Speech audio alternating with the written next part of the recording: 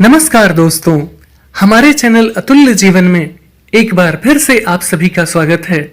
यूं तो हर बार हमारी यही कोशिश होती है कि हम एक से बढ़कर एक ज्ञानवर्धक वीडियो लेकर नियमित रूप से आपकी सेवा में उपस्थित होते रहें, क्योंकि हमारा मानना है कि ज्ञान वो दिव्य आंख है जो विषम परिस्थितियों में भी हमारा मार्गदर्शन करता है तथा हमारे सभी संशयों का नाश कर हमें सदैव आगे बढ़ने के लिए प्रेरित करता है।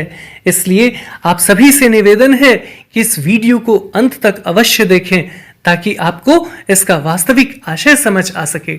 और अब यदि आप हमारे चैनल पर नए हैं या फिर आपने हमारा चैनल अभी तक सब्सक्राइब नहीं किया है तो प्लीज इसे अभी सब्सक्राइब कर लें, साथ ही बेल आइकन प्रेस करना ना भूलें ताकि आपको हमारे आने वाले सभी नए वीडियोस के नोटिफिकेशंस मिलते रहें।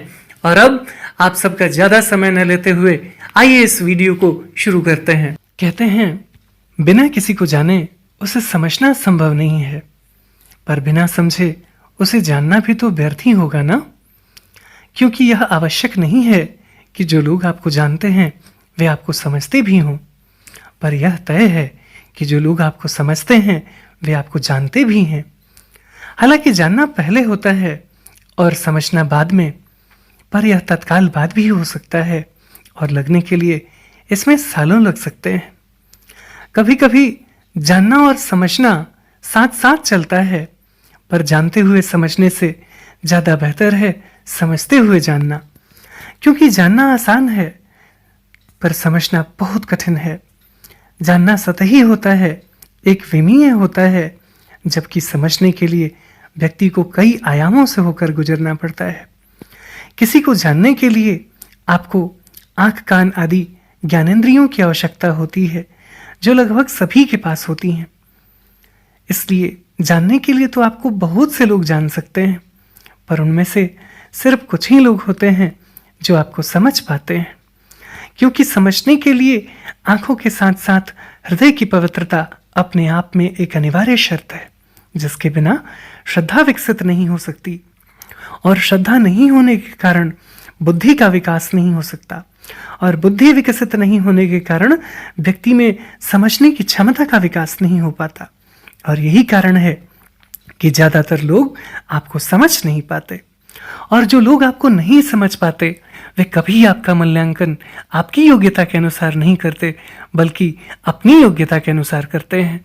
इसलिए आपको ऐसे लोगों को अपना मूल्यांकन करने का अधिकार कभी नहीं देना चाहिए, क्योंकि ये लोग आपकी प्रशंसा करने की बजाय हमेशा आपको नीचा दिखाने की कोशिश करते हैं, जिससे आपका उत्साह खत्म होने लगता है और आप में हीन भावना पैदा हो जाती है, और देखते ही देखते आप अवसाद का शिकार हो जाते हैं। इसलिए ऐसे लोगों से आपको पर्याप्त दूरी बनाए रखना चाहिए। और यदि दुर्भाग्यवश आप ऐसे लोगों के साथ रहने को बाध्य हैं तो उनके इस व्यवहार से आपको थोड़ा सा भी विचलित नहीं होना चाहिए, और ना ही उनके किसी टीका टिप्पणी आदि पर ध्यान देना चाहिए, बल्कि हमेशा एक कर्तव्यनिष्ठ योद्धा की तरह बिना अपने लक्ष्य से विचलित हुए सिर्फ अपना काम करते रहना चाहिए। क्योंकि अंततः लाभ, हानि, यश, अपयश तथा जीवन एवं मृत्यु आदि का निर्णय तो नियति करती है। इसलिए क्या होगा और क्या नहीं होगा इसका विचार त्याग कर आपको सिर्फ अपने लक्ष्य पर ध्यान केंद्रित कर अपने दायित्वों का निर्वाह करने को प्राथमिकता देना चाहिए, तथा ऐसे लोगों के साथ रहने का प्रयास करना चाहिए जिनसे आपकी सोच मिलती हो, जो आपके कार्यों की सराहना करते हों तथा आपको देखकर खुश होते हों, क्योंकि ये लोग आपसे निस्वार्थ प्रेम करते हैं तथा आपके लिए कुछ भी करने को हमेशा तैयार रहते हैं। इसलिए ऐसे लोगों को बहुत संभाल कर रखना चाहिए, और यदि इन्हें किसी बात का बुरा लग जाए तो आपको इनसे माफी मांग लेनी चाहिए, भले ही उसमें आपकी कोई गलती ना हो फिर भी। और यदि इनसे कोई गलती हो जाए तो इन्हें भी माफ कर देना चाहिए, क्योंकि अच्छे लोग उस बेशकीमती हीरे की तरह होते हैं जो हमेशा आपको ऊपर उठाते हैं। परंतु यदि समय रहते अपने अहंकार के कारण हम इनकी अहमियत नहीं समझ पाए या फिर उन्हें संभाल कर नहीं रख पाए तो ये हमसे हमेशा के लिए दूर चले जाएंगे, फिर शिवाय पश्चाताप करने के हमारे पास कुछ भी नहीं रह जाएगा। आइए इस तथ्य को एक उदाहरण के द्वारा और अच्छे से समझने की कोशिश करते हैं। बहुत समय पहले की बात है। किसी गांव में एक गरीब कुम्हार रहता था। एक दिन वह बर्तन बनाने के लिए अपने खेत में मिट्टी खोद रहा था कि तभी अचानक वहां उसे एक हीरा मिल गया। पर उसने उसे एक साधारण पत्थर समझकर अपने गधे के गले में बांध दिया और वापस अपने काम में लग गया। तभी रास्ते से जा रहे एक बनिए की नजर गधे के गले में बंधे उस हीरे पर पड़ गई। हालांकि वह उसे पहचान नहीं सका, पर उसकी चमक के आगे बेबस होकर उसने कुम्हार से उसे खरीदने की इच्छा जाहिर की। पहले तो कुम्हार उसे बेचने के लिए राजी नहीं हुआ, पर बनिए के बार बार आग्रह करने पर वह उसे 100 रुपए में बेचने के लिए तैयार हो गया।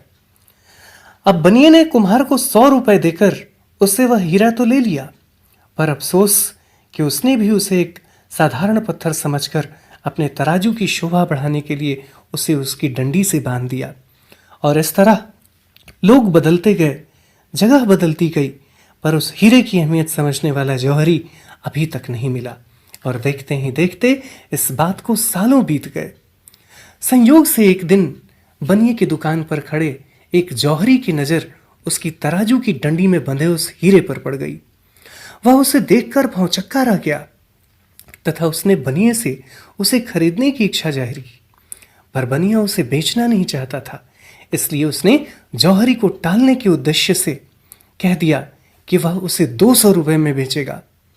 फिर क्या था, बनिए के मुंह से उस हीरे का सिर्फ 200 रुपया मूल्य सुनकर जौहरी को समझते देर नहीं लगा कि बनिया इस बेशकीमती हीरे को एक साधारण पत्थर समझ रहा है। ऊपर से वह जौहरी एक नंबर का कंजूस और लालची भी था, इसलिए अब वह उससे मोल भाव करने लगा और कहने लगा कि 200 नहीं 150 रुपए ले लो। पर बनिए ने उसे 100 रुपए देकर तो खरीदा ही था, इसलिए उसने उसे साफ मना कर दिया। इस पर जौहरी ने सोचा कितनी जल्दी भी क्या है, कल आकर एक बार फिर से इससे कहूंगा और यदि ये नहीं माना तो इसे 200 रुपए देकर इससे यह हीरा ले लूंगा। पर उसके ठीक वहां से जाते ही एक दूसरा जौहरी वहां कुछ जरूरी सामान लेने के लिए आ गया। वह अभी अपना सामान ले ही रहा था कि उसकी नजर बनिए की तराजू की डंडी में बंधे उस बेशकीमती हीरे पर पड़ गई। उसे देखकर वह आश्चर्यचकित हो गया तथा सामान लेना बीच में ही छोड़कर उसने बनिए से उस बेशकीमती हीरे का मूल्य पूछ लिया। और बनिए के मुंह से उस बेशकीमती हीरे का सिर्फ 200 रुपया मूल्य सुनते ही उसने तुरंत अपनी जेब से 200 रुपये निकाला और उसे देकर बनिए से वह हीरा ले लिया तथा अपना सामान लेकर खुशी खुशी वहां से चला गया।